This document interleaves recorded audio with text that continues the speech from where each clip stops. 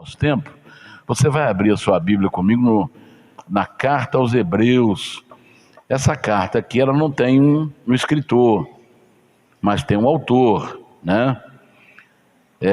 Muitos falam que pode ser Paulo e outros falam que é desconhecido, realmente, mas pelos escritos dizem que foi de Paulo. Pelos escritos, pela maneira de escrever, de comunicar, né? Mas, como diz lá, não importa se é Paulo, se é outro, importante é o autor, que é o Espírito Santo. Amém? Hebreus 3, versículo 7. Hebreus 3, versículo 7. Nós vamos ler até o 11. Hebreus 3, 7.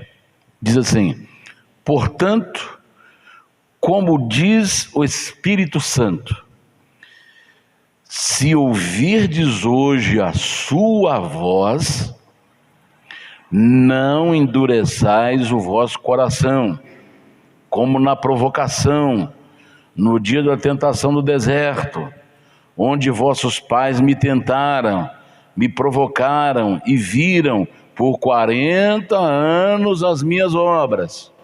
Por isso me indignei contra essa geração e disse: estes sempre erram em seu coração e não conheceram os meus caminhos.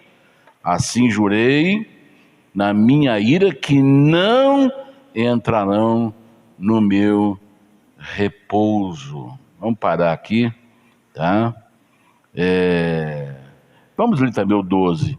Vede, irmãos, que nunca haja em qualquer de vós um coração mau e infiel para se apartar do Deus vivo. Vamos até aí. Feche os seus olhos, fale com Deus, peça ao Senhor para falar o seu coração, falar na sua vida, te abençoar nossas vidas. Senhor, nosso Deus e nosso Pai, te agradecemos muito, Senhor, por estarmos aqui nesta manhã, na tua casa, na tua presença, para te louvar, para te adorar, para te glorificar, para te exaltar. Senhor, venha nos abençoar nesta manhã. Abençoa os pastores, abençoe os irmãos, o diaconato, abençoe os membros da igreja, abençoe cada irmão. Senhor, venha falar aos nossos corações nesta manhã. Abra, Senhor, as comportas dos céus e derrame o Espírito Santo sobre nós. Senhor, não deixe que falte o azeite em nossa vida. Oh, meu Pai, venha encher a tua igreja, venha encher o teu povo do Espírito Santo, venha encher os pastores, missionários, obreiros, venha encher, Senhor, todos os teus servos espalhados, Senhor, pela face da terra. Que o teu Espírito seja derramado e haja um grande avivamento, Senhor, sobre o teu povo, para o grande momento do arrebatamento da igreja. Fale os nossos corações, unge os nossos lábios, não nos deixe falar de nós mesmos, não nos deixe falar, Senhor, aquilo que não edifica, mas nos abençoe, que ao final deste culto sejamos alimentados e edificados. Em nome do Senhor Jesus, opera milagre na vida deste irmão, desta irmã, curando, libertando, salvando, transformando, em nome do Senhor Jesus. Fale conosco, nós te pedimos hoje para sempre, em nome do Senhor Jesus, para sempre. Amém, amém. Digam graças a Deus e, por gentileza, podem se assentar. Graças a Deus. Muito bem, eu queria tratar de um assunto muito importante, gostaria que você prestasse bastante atenção. Nós vamos falar sobre coração endurecido. Coração endurecido. O que é coração endurecido? Primeiro, o coração, ele é apenas um músculo, um órgão que bombeia sangue para o nosso corpo. Mas, biblicamente falando, é uma figura O coração é uma figura do centro emocional, centro das emoções. Ele é o centro do desejo, né? Centro dos pensamentos. Então, quando a Bíblia fala de coração, ela não está falando do órgão, músculo, bomba, que bombeia o sangue para o nosso corpo, mas está falando de emoção, de sentimento, está falando de morada de Deus, onde Deus atua, onde Deus fala. E a gente sempre fala assim, igual o próprio texto que nós lemos, como diz o Espírito Santo: se ouvirdes hoje a sua voz, não endureçais o vosso coração, né? Então, o coração endurecido é aquele coração que tornou-se cruel, obstinado, que é a mesma coisa que persistente na coisa errada. É um coração incorrigível, não se corrige, não consegue corrigir. É um coração teimoso, né? Quando você fala assim, esse filho é teimoso, é o coração endurecido, né? Então, o coração endurecido foi a causa de muitos terem morrido no deserto. Quase 600 mil homens morreram no deserto por causa do coração endurecido. Então você vê que já o assunto é interessante, né?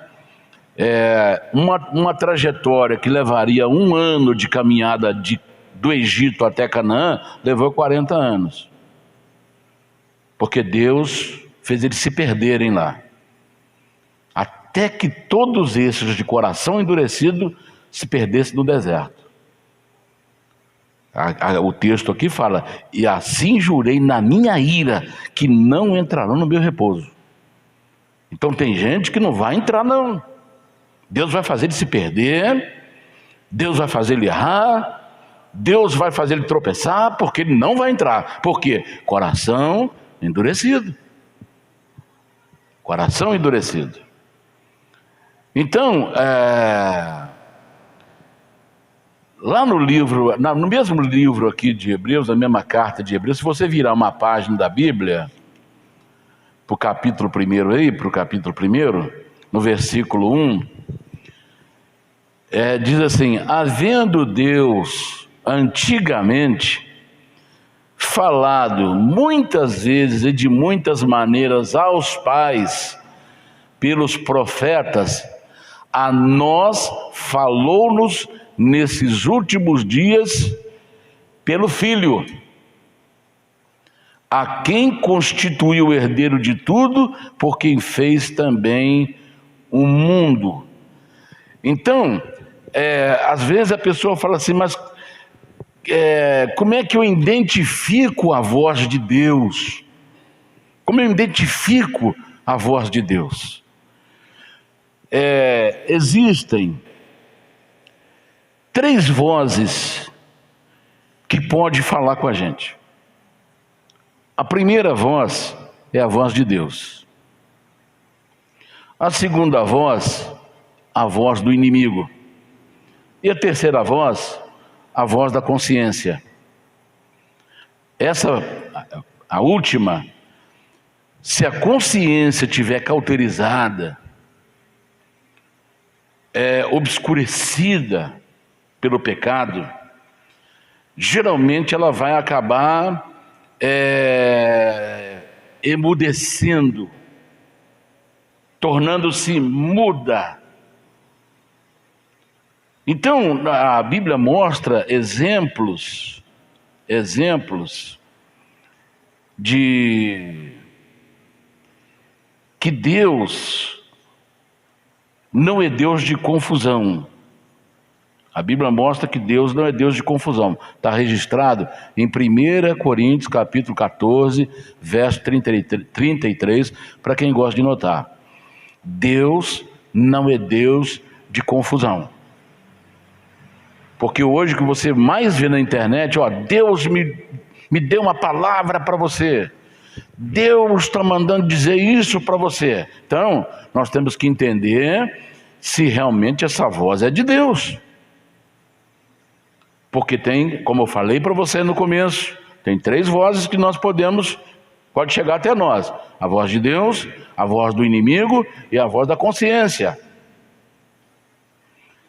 Então Deus, quando Ele fala, não promove confusão. Não promove, porque Deus não é de confusão. Mas, se por um acaso nós ouvimos uma voz, mas essa voz não conseguimos identificar, mas essa voz não causou prejuízos eternos para nós, não há problema. Eu vou mostrar para você aqui. Vou te dar um exemplo aqui que agora está viralizando na internet. Um pastor, ele ouviu a voz de Deus. Segundo ele ouviu a voz de Deus. Segundo ele ia morrer, mas não sabia quando. Mas ele, no 3º dia, ele iria ressuscitar. Você deve ter visto isso por aí, tá viralizando na internet isso aí. E ele foi no cartório e registrou isso aí. A convicção dele era tanta que Deus tinha falado para ele que ele morreria, mas ao 3º dia ele ressuscitaria, que ele registrou em cartório.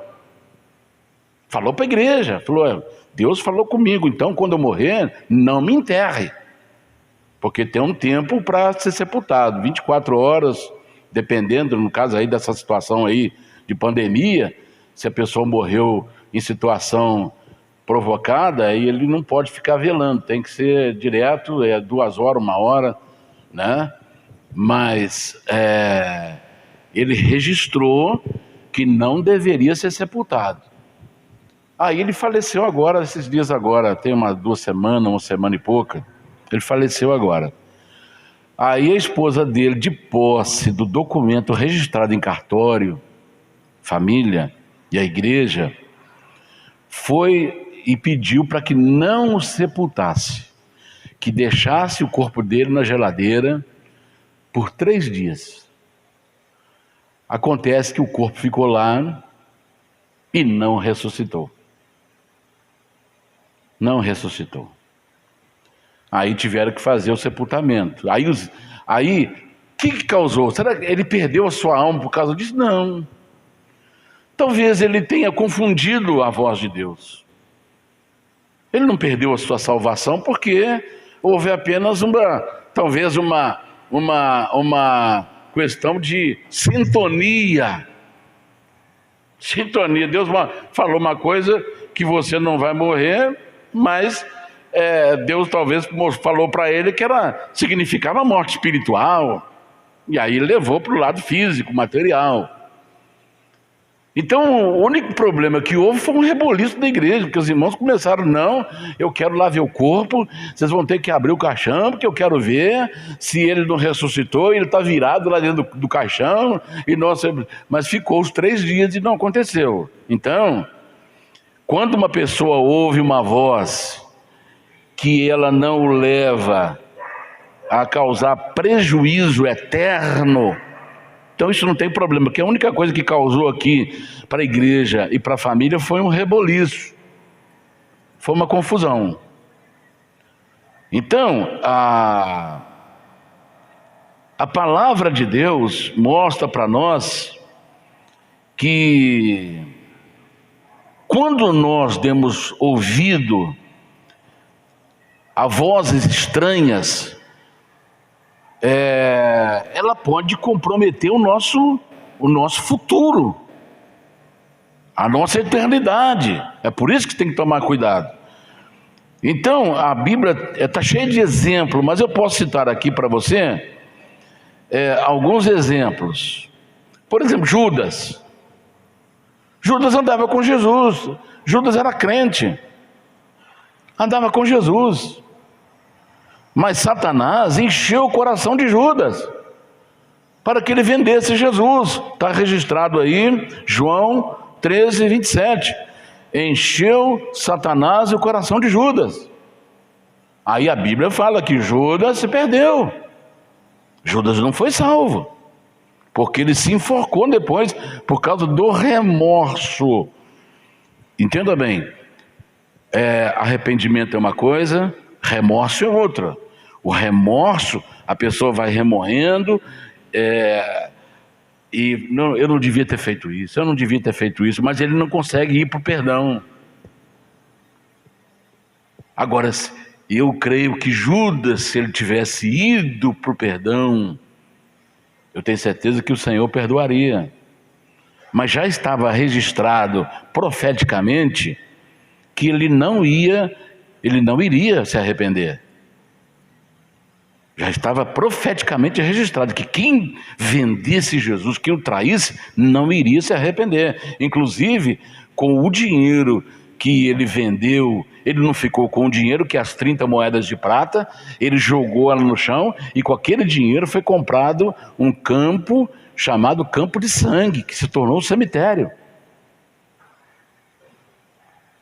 Então, a voz que Judas ouviu levou ele a um desastre, a uma condenação eterna. Tem um outro exemplo na Bíblia, em Atos capítulo 5, versículo 3, Ananias e Safira. Quando eles fazem uma promessa para Deus, por isso que a pessoa que prometeu para Deus, ou ele cumpre, ou ele pede perdão a Deus se ele fez em particular. Senhor, eu não tenho como cumprir aquilo que eu falei, Senhor, me perdoa, mas não deixa aquilo ficar parado. Não deixa aquilo se decidir por si só. O que aconteceu com Ananias e Safira? Eles tinham uma propriedade. E essa propriedade é como assim, já viu um terreno que não planta, que não dá nada, é cheio de erosão, é terra arenosa, e cada chuva que dá faz o buraco aumenta mais, que ele põe lá uma placa, vende-se, ninguém nem olha, nem perde tempo para lá olhar. Já viu isso aí? Está cheio de por aí. Aí ele pegou e falou assim, olha, mulher, vamos vender aquele terreno nosso, aquela propriedade, e vamos dar tudo para a igreja? Vamos, tomaram a decisão, dar tudo para a igreja. Os apóstolos não pediram, ninguém pediu, foi eles que propuseram isso no coração.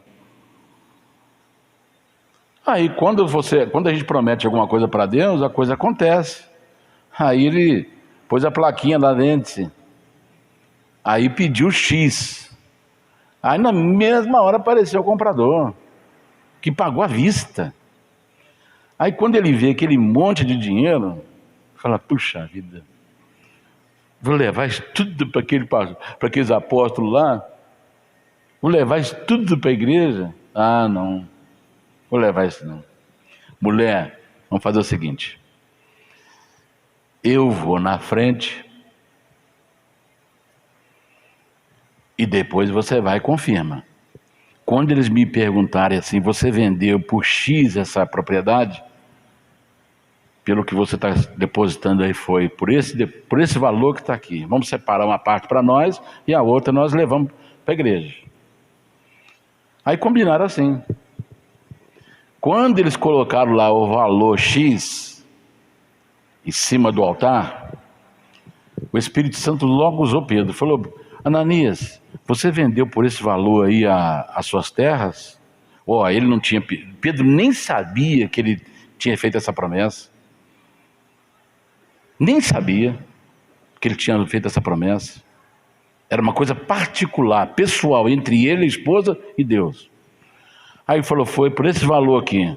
Aí Pedro falou assim, Ananias, por que você deixou Satanás encher o teu coração? Está aqui, registrado aí, para quem gosta de anotar, Atos 5, 3. Por que você deixou Satanás encher o teu coração para que mentisse ao Espírito Santo? Está ali. Para que mentisse ao Espírito Santo e retivesse parte do preço da herdade. O apóstolo não pediu, ninguém pediu, os apóstolos não sabiam que ele ia fazer aquilo, era entre ele e Deus. Por que você deixou Satanás encher? Então ele ouviu a voz de Satanás. Quando ele fala isso aí Pedro fala: por que você mentiu para o Espírito Santo? Por que você deixou Satanás encher o teu coração para você mentir hoje para o Espírito Santo? Quando falou isso assim, ele tombou, o coração parou, tombou na hora, morreu na hora. Umas 2 horas depois, chega a Serafina arrastando o chinelo. Aleluia, irmão, paz do Senhor, aleluia. Mas não sabia o que tinha acontecido. Aí quando ela chega lá na frente, Pedro fala assim: ô Safira. Safira até é nome bonito, né? Nome de pedra preciosa, né? Safira, pedra azul. Por que você vendeu aquela terra por aquele valor? Pedro maravilhoso, Deus é muito bom, aleluia, glória a Deus. Aleluia, glória a Deus. Meu marido já trouxe aqui para o senhor, aleluia. Não, aqui estão os pés do que enterraram, acabou de enterrar o seu marido e vão te levar também. Aí quando vê, ele já tombou para trás. Tem gente que está brincando com Deus. Está brincando com Deus. E com fogo não se brinca. Com fogo não se brinca. Prometeu a Deus: não posso cumprir, Senhor, tem misericórdia, Senhor. Suponhamos que você fez uma promessa pública, ou seja, quando se torna pública, quando você chega perto do seu pastor e fala assim: ó, eu prometi, se eu fizer isso, se acontecer isso, eu vou dar isso para a igreja. O pastor não pediu, ninguém sabia de nada, ele fez isso aí. Mas quando chegou a hora, aconteceu um imprevisto, que ele precisou daquela situação lá. Então o que ele faz? Pastor, eu fiz uma promessa para Deus e eu não pude cumprir porque aconteceu isso. Então vamos orar, o senhor ora por mim, vamos orar para me cancelar esse compromisso que eu assumi com Deus e não posso cumprir. Aí para frente talvez eu possa fazê-lo, mas agora não tenho condição de cumprir. Glória a Deus, irmão. Está resolvido o problema. Vamos orar. Agora, se ele fez particular entre Deus e ele ora particular, ninguém precisa saber. Ele ora em casa: Senhor, eu prometi fazer isso, não pude fazer. Então, Senhor, o Senhor me perdoa. O Senhor me perdoa porque eu não estou podendo cumprir esse compromisso. O Senhor me perdoa, me purifica, porque eu vou fazer na hora que eu puder, ou se eu não puder, eu não vou fazer, mas eu quero que o Senhor saiba. Primeiro a saber é o Senhor, para ter misericórdia de mim, para que eu continue na tua presença. Aí você desfaz o voto que você fez, mas não deixa aquilo ficar a ver navios, ao vento, porque houve uma fala, houve uma promessa, e essa promessa está aí andando, ela está rolando por aí. Você está me entendendo, irmãos? Quem está entendendo, diga um amém. Então, por que deixou Satanás encher o teu coração? Então, irmãos, olha, tem coisas quando a gente escuta vozes que comprometem a nossa salvação. O que aconteceu com Ananias e Safira? Perderam a salvação deles. Eles perderam. Mas esse pastor aqui, ele não perdeu a salvação, só houve um reboliço lá, porque ele talvez tenha confundido a voz de Deus com a voz da consciência ou com outra voz, mas que não houve comprometimento com a sua vida, espiritual. Então, como que eu faço para entender a voz de Deus? Como eu identifico a voz de Deus? Então, para que a gente possa entender, nós temos que entender os atributos de Deus. O que é atributos? Atributos é aquilo que lhe é próprio. São características que é da sua natureza, que é de sua propriedade, que é marca registrada dele. São atributos de Deus. Então nós precisamos entender os atributos. Então existe 3 atributos relacionados à sua intimidade, relacionado ao universo e relacionado às suas criaturas morais. Então, para me entender a voz de Deus, eu preciso saber sobre os atributos de Deus, da sua natureza íntima. Que é? Quando se fala íntima, fala que é meu, é pessoal. Então, qual é o atributo da sua natureza íntima? Espiritualidade. Primeira coisa, espiritualidade. Deus é espírito. São atributos da sua natureza íntima. Deus é espírito. Segundo, Deus é infinito ou infinitude. Quer dizer, Deus é infinito. Deus não tem princípio, não é princípio de vida, é princípio começo. Deus não tem princípio e não tem fim. Deus não tem começo e não tem fim. Deus, ele não começou a existir há tantos bilhões de anos. Deus ele é infinito. Infinito quer dizer não tem princípio e não tem fim. Não tem começo, não tem fim. Ele é Deus. Alguém fica assim, quando é que Deus começou? Deus não começou, né? Nós é que começamos. Nós que chegamos um dia aqui para essa terra. Mas Deus já estava aí. Aí entra a nossa cabeça finita, que fala isso aí, a gente não consegue aprofundar muito, porque nós somos finitos. E aí, ela tem um começo e ela tem um fim. Ela começa e vai até, acaba de esticar o elástico. Dali para frente ela já começa a não entender. Então aí eu prefiro aquele versículo famosíssimo, Deuteronômio 29:29. As coisas reveladas são para nós e para os nossos filhos, e as encobertas são para Deus.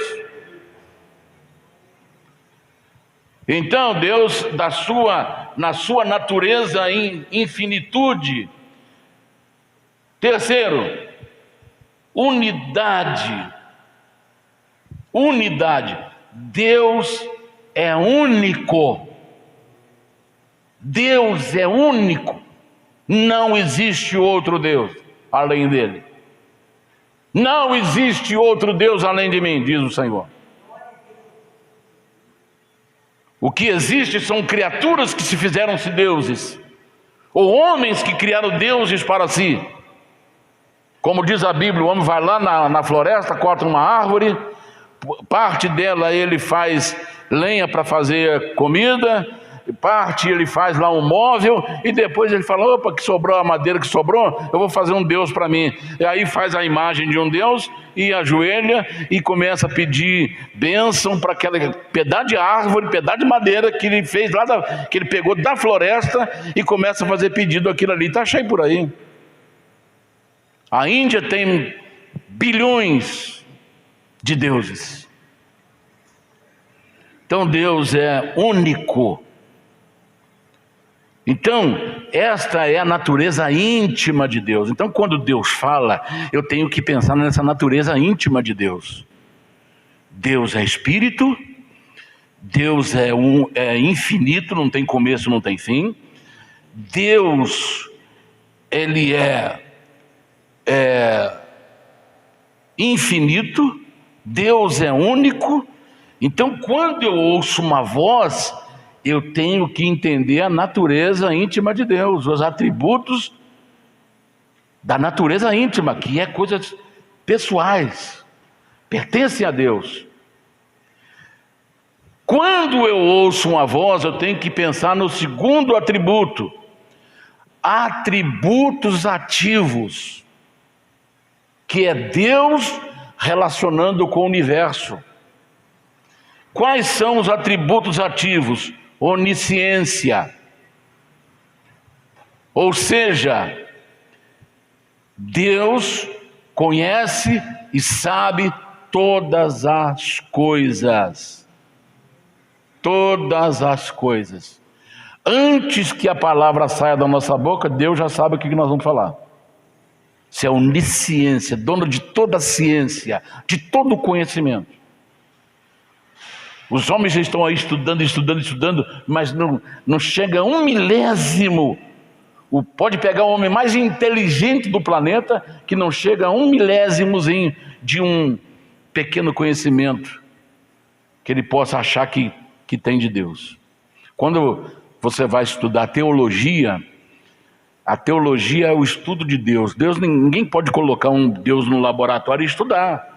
Então, eles arrumaram um termo mais adequado. Teologia é o estudo acerca de Deus, ou acerca das coisas de Deus, porque ninguém consegue estudar Deus. Onipotência, todo poder. Deus tem todo o poder. É o atributo relacionado, é o atributo ativo relacionado Deus e universo. Deus é onipotente. Tem uns vídeos na internet que, se você entra, você fala: meu Deus, eu não tenho fé. Quando você vê a grandiosidade de Deus. A grandiosidade de Deus. Como Deus é grande. As pessoas tentam, dentro da nossa própria galáxia, os planetas estão ali.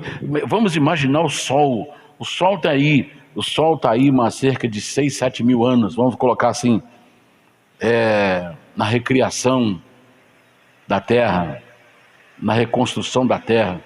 Isso é chuva? Nós estamos com 2 domingos premiados, né? Então, eles mostram o Sol, por exemplo. O Sol tem som. É uma bola de fogo que queima 24 horas. Está aí quase 7 mil anos queimando, e a terra distante dele, nós sentimos aqui o calor. Se a terra se aproximar um pouquinho, nós morremos queimados. Se a terra se afastar um pouco, nós morremos congelados. E aquela bola de fogo não se decompõe, não se desmancha. Aquele vulcão lá na Espanha, ele vai criando um cone. O cone já desapareceu. Está com 2, 3 meses que ele está em atividade. O cone já desmanchou. A ilha está derretendo, porque é tanto calor, é mais de 1000 graus de calor. Mais de 1000 graus de calor. A terra, a montanha, a ilha está se desmanchando. As casas estão desaparecendo. Agora imagine o Sol queimando 24 horas, há mais de 7 mil anos, e ele não diminui o seu calor e nem aumenta. Aumenta para nós aqui, porque nós estamos destruindo aí a nossa própria moradia, que é a terra, cortando árvores, fazendo um montão de coisa aí. Construindo, onde era floresta virou cidade. E vai por aí afora. Onde tinha terra virou asfalto, até a água não penetra mais na terra, impermeabilizou a terra. Então, se nós pegarmos apenas o Sol, a gente vê como é que Deus é extraordinário. Então Deus, ele é onipotente. Ele é o Todo-Poderoso, é o seu atributo ativo, Deus de universo. Deus é onipresente, Ele está presente em todos os lugares ao mesmo tempo. Se você for no Japão, Deus está lá. Se você for na China, Deus está lá. Se você for lá no Oriente Médio, Deus está lá. Se você vem na América do Sul, Deus está aqui. Se você for lá na África, Deus está lá. Porque Ele é onipresente. Atributos que as suas criaturas não têm, a não ser por representatividade. Por exemplo, se a pessoa for lá no Japão, tem demônios lá, mas não é o mesmo demônio que está aqui no Brasil. Lá já é outros demônios, porque é um exército, é uma hierarquia diabólica. Então eles têm os territórios de atuação. Mas os demônios são espíritos que eram criaturas que foram criados por Deus, anjos caídos que perderam a sua morada original e viraram demônios. Adversário de Deus, inimigo do ser humano, que é a imagem e semelhança de Deus. Mas ele não tem o atributo, nenhum desses atributos que ele tem, porque é criatura. Nenhum homem tem o atributo de onipotência, onipresença, onisciência. Porque só existe em Deus onipotência, onisciência, onipresença. Deus é todo sabedoria. Deus é sapientíssimo. Deus conhece tudo, sabe tudo. Você pode observar, quando a gente vai fazer alguma coisa, a gente esquece determinada coisa. Às vezes está tudo prontinho. Oh, rapaz, esqueci disso aqui. Tem que desmanchar tudo. Deus não. Ele fala, haja, apareça, e parece tudo normal. Aí você vê, por exemplo, os peixes, os animais marinhos, parece que eles têm um GPS. Um GPS. Eles estão navegando e não se perde. As aves parece que têm GPS. E Deus falou assim, olha, apareça. Povoem-se as águas com peixes. Povoem-se os céus com aves. Deus nem parou para poder fazer biquinho, para fazer isso, fazer asinha, não. Ele colocou lá e falou, haja, e pronto, apareceu tudo perfeito.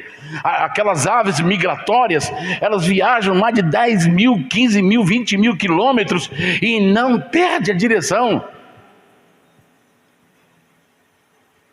As andorinhas, quando estão na época do verão, você vê as andorinhas, elas fazem aquela revoada, parece um balé de andorinhas. Por que nenhuma bate na outra? Eles têm um sensor, Deus colocou um sensor, que eles passam fininho, mas não bate.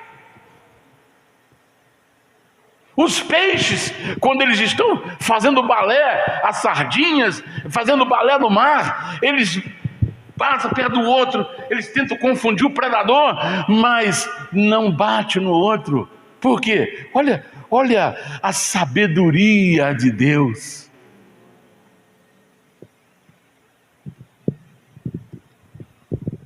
É atributo ativo. Soberania. Deus é soberano. Por isso Ele tem direito de governar, porque Ele é soberano. Soberano é o dono, é a autoridade máxima. Quando alguém fala assim, olha, a Amazônia é do Brasil, isso quer dizer que o Brasil é soberano sobre a Amazônia. Quem manda na Amazônia é o Brasil. Ele é soberano. Quando um avião estrangeiro passa em cima do território brasileiro, ele está invadindo a soberania brasileira. Ele pode ser abatido se ele não descer e não pedir licença para entrar no território nacional. Assim é a soberania. É Deus que manda. É Deus que manda, é Deus que está no controle. Nós, como criaturas, temos que nos submeter à vontade do Criador, porque é Ele que manda. são atributos ativos. Agora, o terceiro, atributo moral de Deus em relação às suas criaturas morais: santidade, justiça, fidelidade, misericórdia, amor e bondade. Estes são os atributos morais de Deus em relação às suas criaturas. Está dando para você entender? Então, quando eu vou ouvir uma voz, eu tenho que discernir se essa voz está vindo do Deus que tem os seus atributos íntimos, os seus atributos em relação ao universo, ou os seus atributos em relação às suas criaturas, como bondade, santidade, misericórdia, amor, fidelidade. São os atributos morais de Deus em relação às suas criaturas. Deu para entender, irmão? Essa introdução?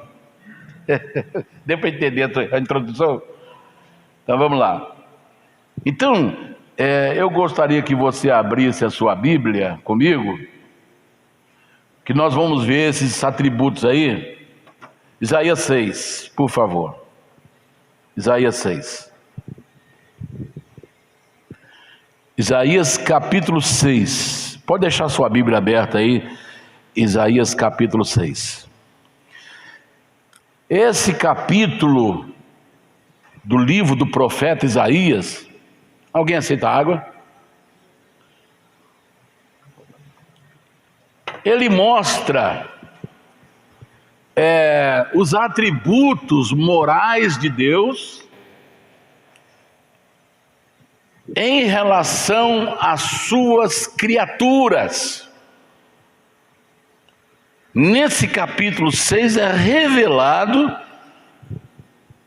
os atributos morais de Deus em relação às suas criaturas. Vê, capítulo 6, do 1 ao 4, diz assim: no ano em que morreu o rei Uzias, eu vi ao Senhor assentado sobre um alto e sublime trono, e o seu séquito enchia o templo.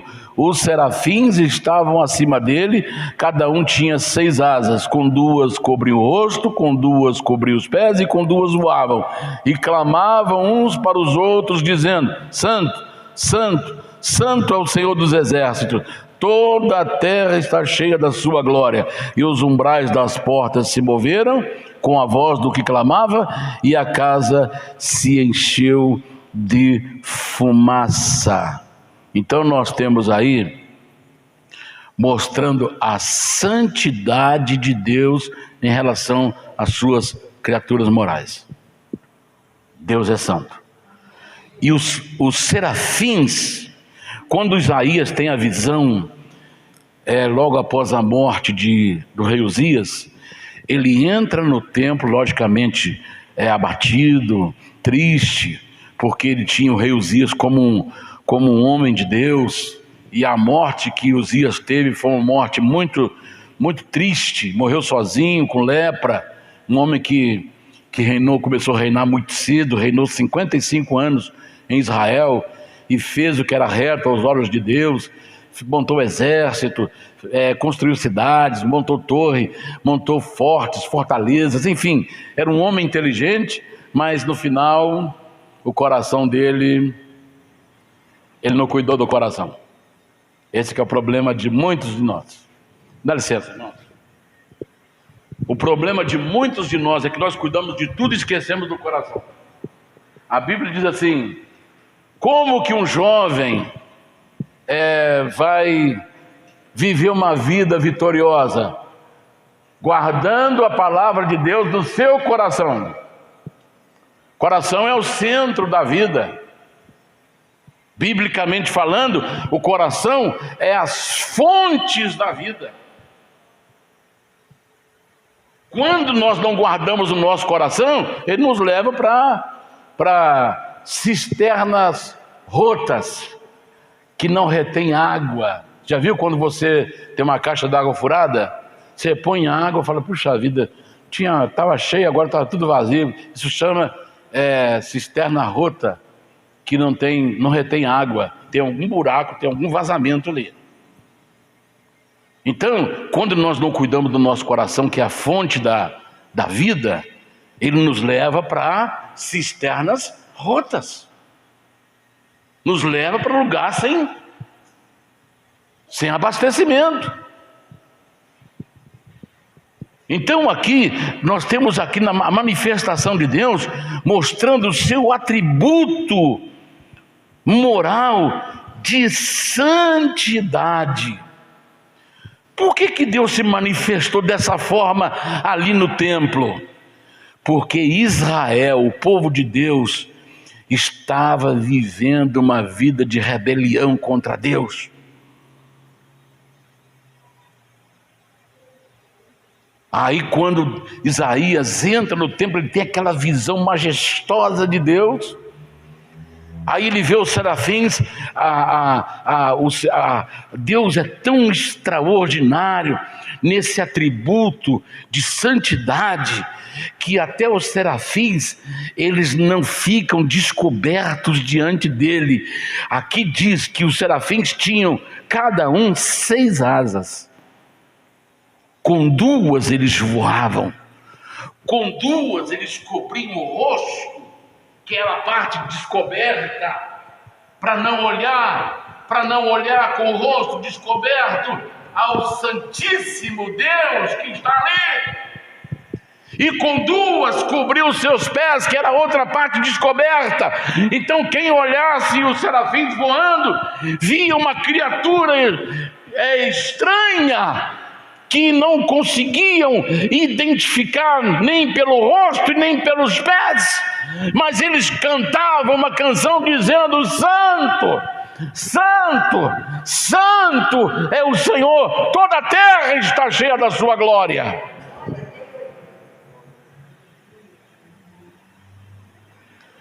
Aí quando ele depara com essa visão, ele começa a sentir o peso do seu pecado. Falou: meu Deus, eu sou um homem de lábios impuros e habito no meio de um povo de impuros lábios, e meus olhos viram Deus.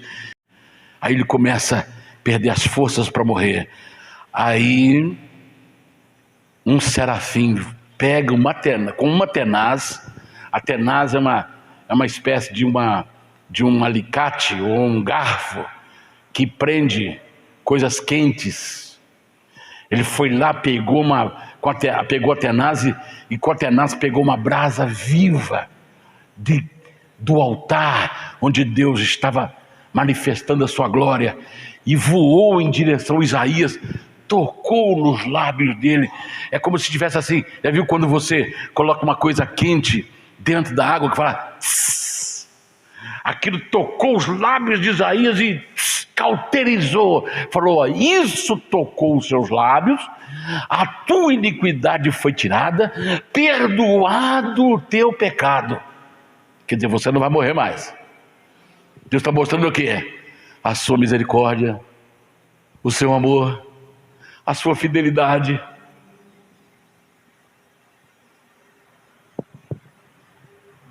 Aí quando ele vê, Deus manifesta o seu atributo moral, mostrando a santidade, Jesus vem e fala assim: olha, sede santo como meu Pai é santo. Sede santo como eu sou santo, diz o Senhor. E Deus é louvado. Os serafins estavam louvando a Deus pela sua santidade.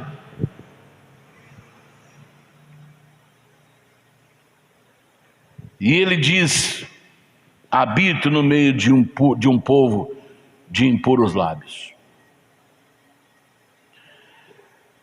Versículo 5: Então disse eu: ai de mim, que vou perecendo, porque sou um homem de lábios impuros e habito no meio de um povo de impuros lábios, e os meus olhos viram o Rei dos Exércitos. Até o 7. Mas um dos serafins voou para mim, trazendo uma tenaz, na sua mão uma brasa viva que tirara do altar com uma tenaz, e com ela tocou a minha boca e disse: eis que isso tocou os teus lábios, a tua iniquidade foi tirada e purificado o teu pecado. Então isso mostra o que? O amor de Deus, o atributo do amor de Deus, e da sua misericórdia, que quer nos perdoar, quer nos purificar. Jesus disse: eu vim para que todos tenham vida. O Filho do Homem veio para salvar o que se havia perdido. Está mostrando os atributos morais de Deus em relação às suas criaturas. Tem pessoas que falam assim: será que Deus gosta de mim? Será que Deus me ama? Claro que Deus te ama, porque Ele é amor,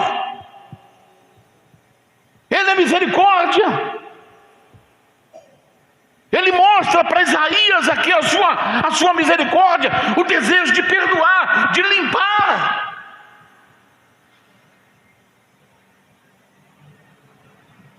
Depois que Isaías está purificado, aqui entra uma coisa importante.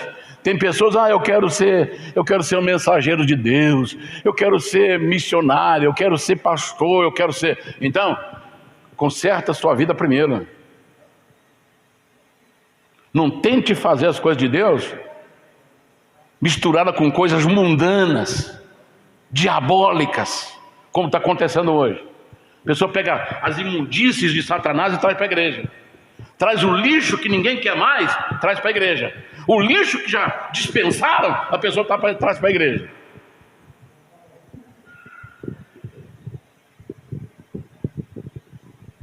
Quando você chegar aqui na igreja, vai ter uma placa enorme aqui na frente. Talvez essa semana, né, Jonatas? A gente coloca ela aqui. 8 metros por 1,5. Mas em cima, lá em cima, está escrito assim: templo familiar de adoração. Sabe por quê?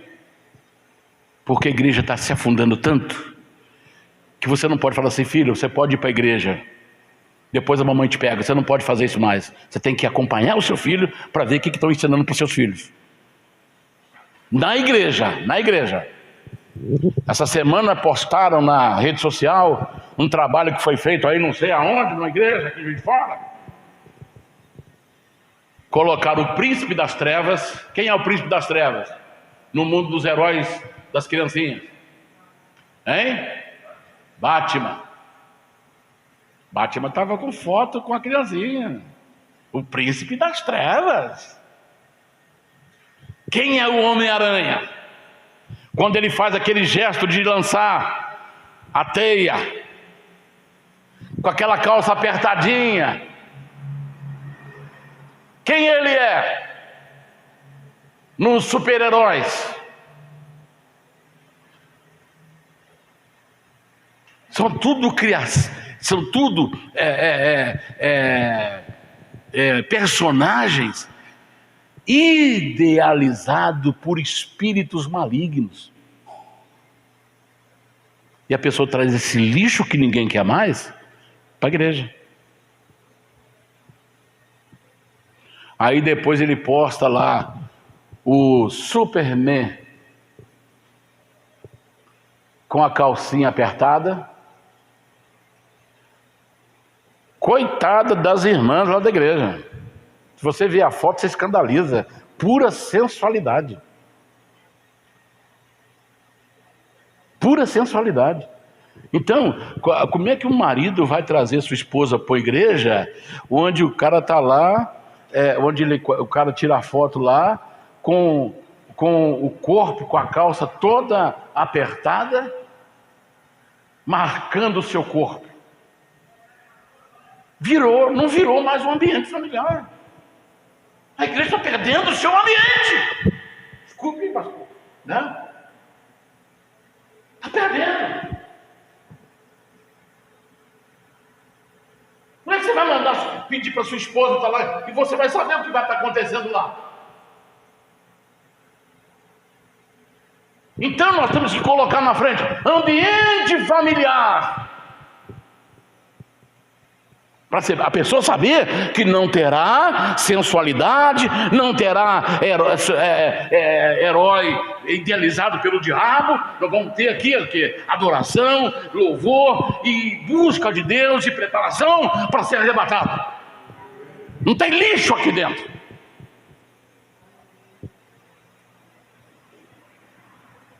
Se a pessoa quiser, glória a Deus, estamos juntos. Se não quiser, está cheio por aí, pode ir para onde quiser. Eu fico aqui com quem quer ser abençoado. E aí você caça o seu caminho. Ah, não vou naquela igreja, aquele pastor lá é muito seco, é muito radical nessas coisas. O que tem Homem-Aranha? O que tem Batman? O que tem tirar uma foto com o Batman? Olha, esses super-heróis já foram todos jogados no lixo e a igreja está catando os lixos. Catando no lixo. A igreja não precisa de lixo, não. A igreja está na fonte. A igreja está na fonte que é Deus. Deus é fonte inesgotável. Nós não precisamos inventar nada. Nada. Nada. Não precisa inventar nada. Nada.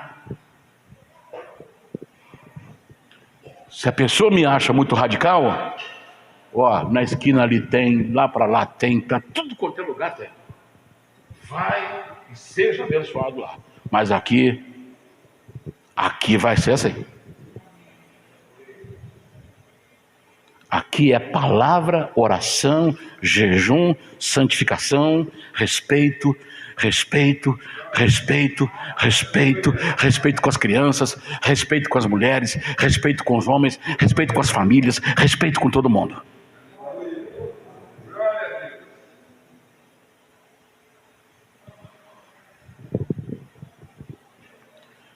Isaías, já estou correndo para terminar. Isaías então foi comissionado, capítulo 6 aí, versículo 8.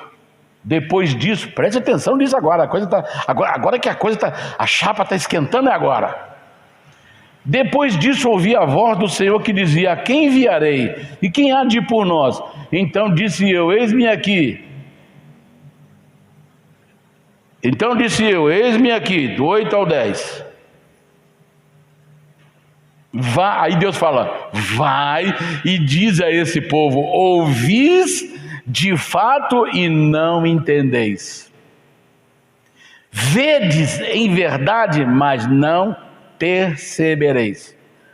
Engorda o coração desse povo, endurece-lhes os ouvidos e fecha-lhes os olhos. Não venha ele a ver com os seus ouvidos e a ouvir com os seus ouvidos e entender com o seu coração e converter e ser curado.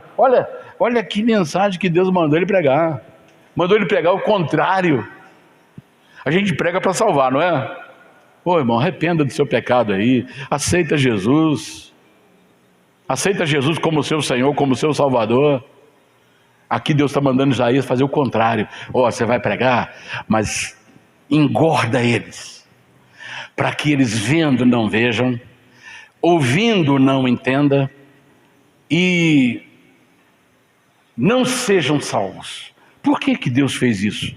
Por que Ele mandou pregar uma mensagem assim, ao contrário? Que isso encuca muito, deixa encucado os teólogos. Mas o próprio contexto já explica isso. Porque o povo estava em rebeldia. Então, já que vocês querem manter o coração duro de vocês, então agora vocês vão se perder. E Deus fala tão pesado, tão forte, fala assim: olha, aí Isaías, vamos lá, manda ele pregar a mensagem. E Jesus confirma essa mensagem de Isaías. Jesus confirma isso. Deixa eu ver onde está o texto aqui que Jesus está confirmando aí essa mensagem de Isaías. Eu anotei aqui. Eu sei que é Evangelho de João. Se eu achar aqui, depois eu falo para vocês.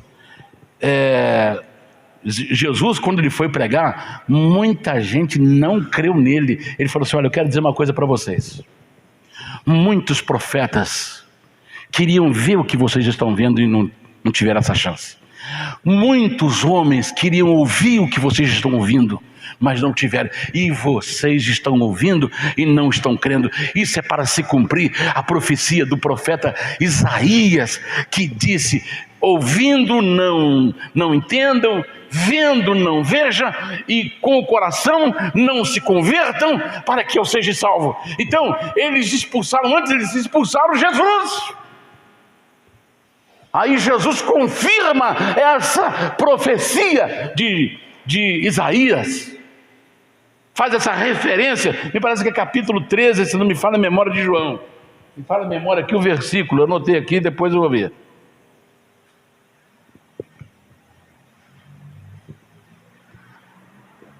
Manda pregar o contrário,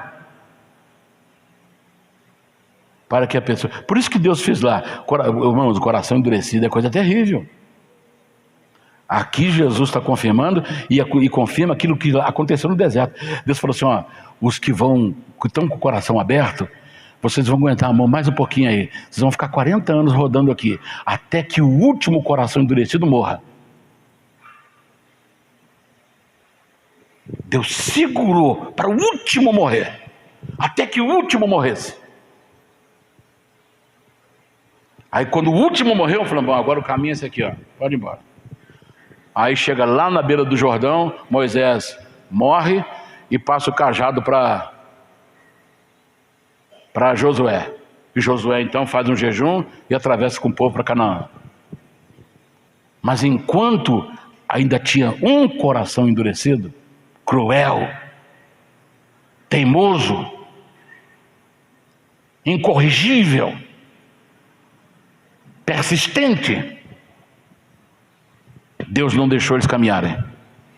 Aí vem versículo 11.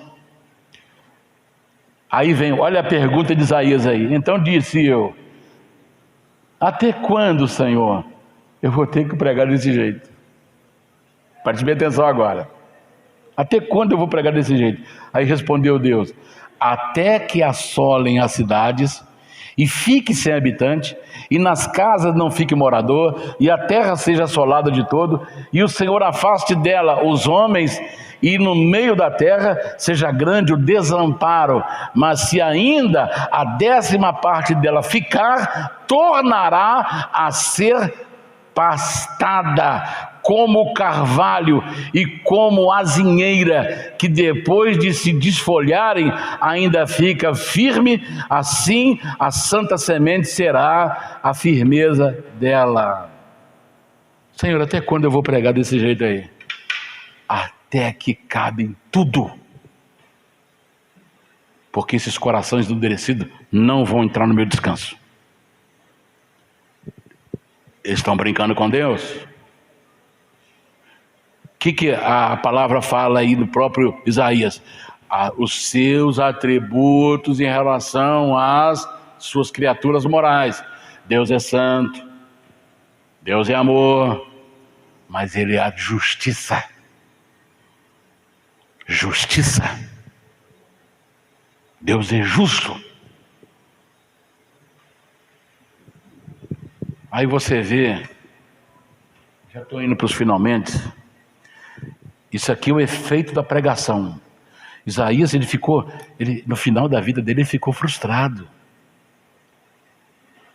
Diz os escritores que ele ficou muito triste. Falou assim: eu decepcionei, porque eu não salvei ninguém. Mas a mensagem não era de salvação, a mensagem era para corrigir os corações endurecidos. Os corações obstinado, incorrigível. Você pensa, até quando Deus vai... Você acha até quando Deus vai tolerar essas brincadeiras em cima do púlpito aí? Você acha até quando Deus vai tolerar isso aí? Até quando Deus vai tolerar? Por isso que você está vendo grandes homens tombando. Tem um monte de gente aí famosa tombando. Cadê fulano de tal? Não vou citar nome aqui porque vai para a internet. Senão depois eu tenho que... Cadê cantor fulano de tal? Cadê cantor? Cantores que cantavam no púlpito hoje estão defendendo a mudança que aconteceu na vida dele por conta própria, porque ele escolheu essa mudança. Hoje ele defende esse tipo de vida. Então vamos lá. O coração endurecido, ele mostra para nós as bizarrices que as pessoas começam a fazer. Jesus falou, está aqui, já estava aqui na folha aqui, João 12:38. Quem deu ouvido à nossa pregação? Jesus falando, quem deu ouvido à nossa pregação? Aí ele fala lá que isso aí aconteceu, Isaías pregou isso aí, porque a dureza do coração das pessoas, né? Por isso que Deus permitiu que tudo fosse devastado. Tá aí, olha, João 12:38 e João 12:36 e 37. Não criam nele. O coração endurecido, ele começa a parecer bizarrice. O ser humano começa a fazer coisas bizarras. O que é bizarrice ou bizarro? É coisa esquisita. Coisas esquisitas, coisas estranhas. Então vamos lá. Você está vendo o que está acontecendo hoje? Um homem colocou 2 esferas na sua cabeça para formar como se estivesse nascendo 2 chifres. Ele colocou dentes de ferro na presa, colocou 2 presas grandes de ferro na sua boca e tatuou seu corpo como se fosse demônio. Ele pôs uma tinta no olho para o olho ficar vermelho. Então quando ele abre os olhos assim, parece um demônio em figura de gente. Isso é bizarrice. Isso é bizarrice. Vamos lá, vamos ver as bizarrices? Eu tenho data até a hora aqui, vou dar data e hora. Adolescente passeando no shopping, vestida de cachorro usando coleira. A pessoa de 4 lá, com a coleira no pescoço, uma correntinha na mão, passeando no shopping com ela e ela de 4. Tá aí, vou te dar a data. 15/7/21. Horário 20:48. Jovem é levada para passear de coleira e rabinho em shopping. 16/7/21, 20:45. Garota é vista usando coleira e focinheira ao lado de namorado em supermercado. 16/6/2017. Britânica é flagrada puxando homem em coleira como cachorro. 11/4/2014. Adolescente vestida de cachorro e usando coleira no Bacaxere viralizou na internet. Bacaxere, eu fui ver, é um bairro em Curitiba, Paraná. Aí mostra ela passeando lá na rua, com coleira, focinheira, enquanto os cachorros estão querendo fazer as coisas da gente. Tem cachorro já andando de patas assim, e o homem está virando. Você está entendendo o que está acontecendo? Sabe por quê? Dureza de coração. Aí Deus está deixando, deixa, vocês querem ficarem desse jeito aí? Vocês querem perder a sua identidade? Então, o preço vai ser alto. O preço não vai ser barato, não. Podem fazer. Agora, os púlpitos é que receberão maior julgamento, porque conhecem a palavra e estão trazendo o lixo que o povo já está jogando fora, trazendo para a igreja.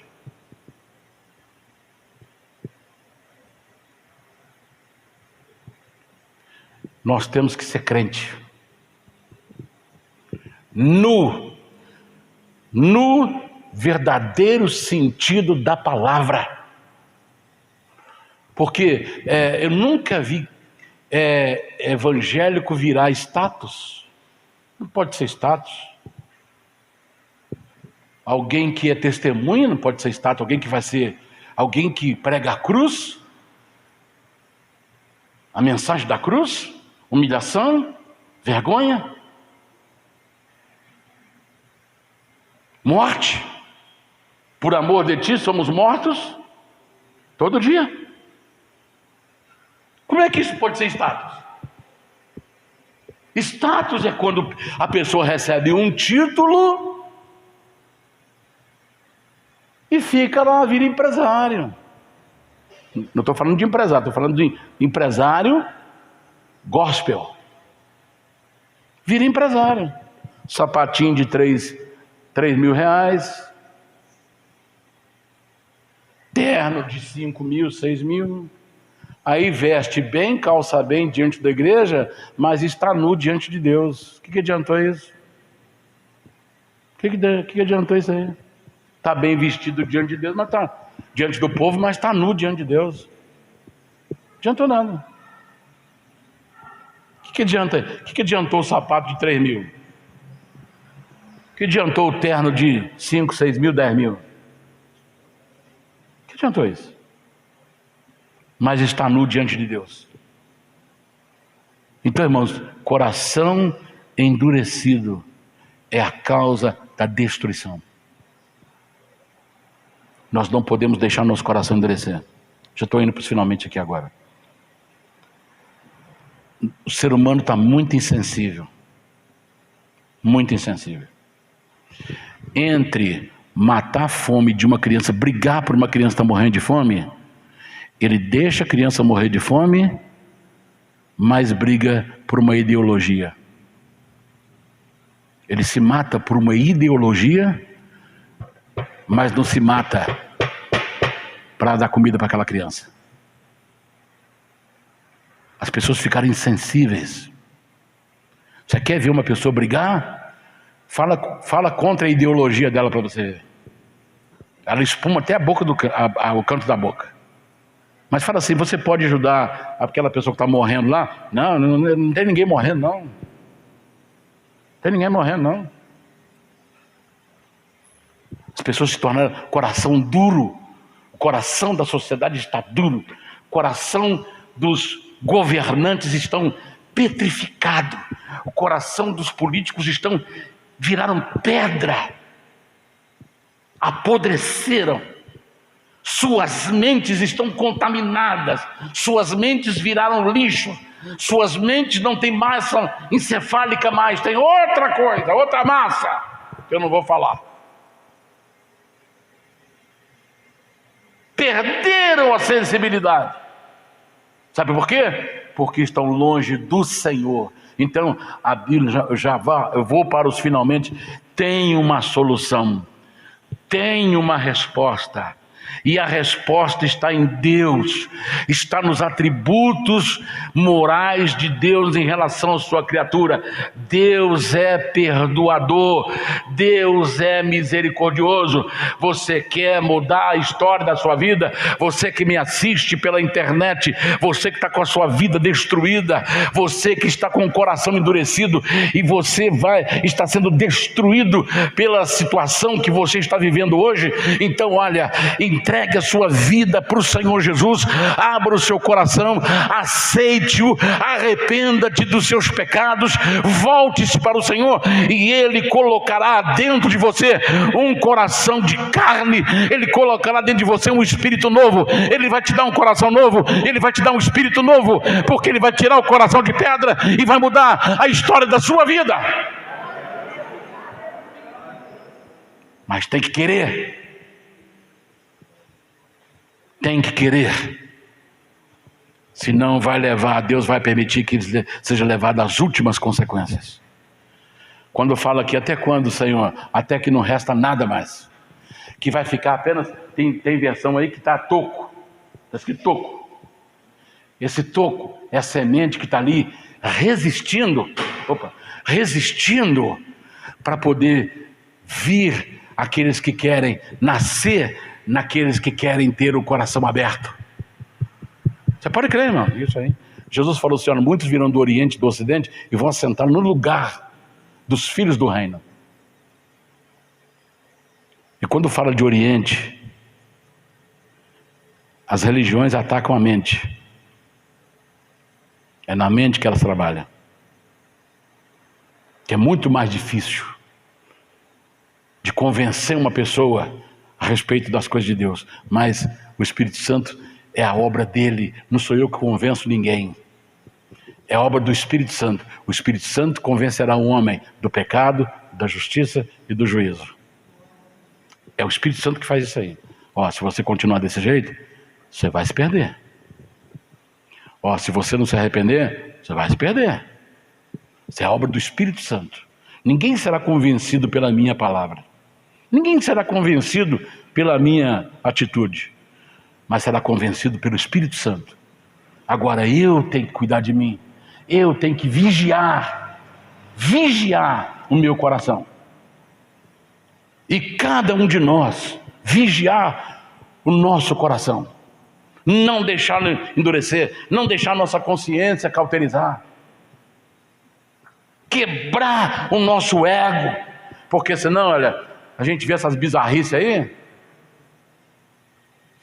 ninguém está assustando mais. Você vê uma pessoa lá com rabinho de cachorro, coleirinha, correntinha, e a pessoa passeando no shopping. Aí todo mundo fica assim, até filma. Não assusta ninguém mais. O homem está isso aí, É que o homem está virando. Aqueles que estão deixando o seu coração endurecer. Amém, irmãos? Que Deus te abençoe. Quando ouvirmos a voz de Deus, o que nós temos que fazer? Não endureçais o vosso coração, como foi no dia da provocação, no deserto, quando me tentaram e viram as minhas obras.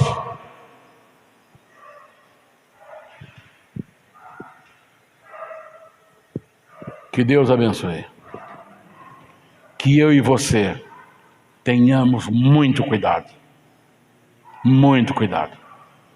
Aquele que está em pé, olha e não caia. Enquanto Jesus não chegar nas nuvens e ouvir o soar da última trombeta e nós irmos embora, enquanto isso não acontecer, eu e você corremos risco. Estamos correndo risco. Amém? Vamos guardar o nosso coração, que dele procede as fontes da vida. Que Deus nos ajude, que Deus nos abençoe, e vamos ficar em pé, em nome de Jesus.